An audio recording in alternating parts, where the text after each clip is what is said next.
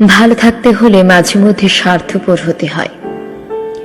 ক্ষুদ্র এই জীবনের অনেকটা পথ অতিক্রম করে হলেও এই বিষয়টা বুঝতে পেরেছি। স্বার্থপর ও ইগনোর এই শব্দ দুটো জীবনের জন্য অনেক গুরুত্বপূর্ণ। ভালো থাকার জন্য এই শব্দ দুটোর ভূমিকা অসীম।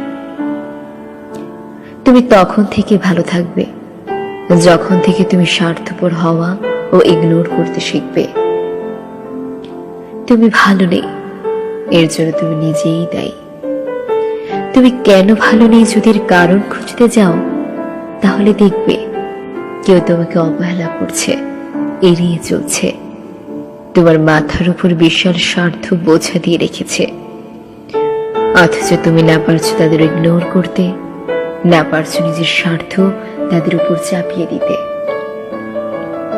খেয়াল করো, যারা তোমাকে ইগনোর করে কিংবা তোমার উপর স্বার্থ রাখে, তারা কিন্তু দিব্যি সুখে আছে।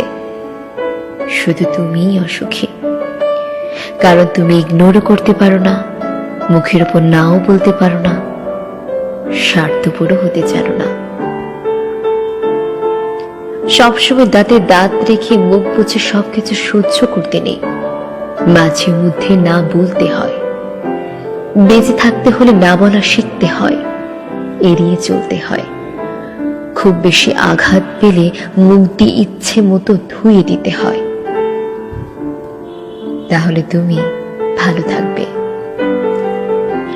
অবহেলা শুধু শব্দই নয়, এর আরেক নাম যন্ত্রণা।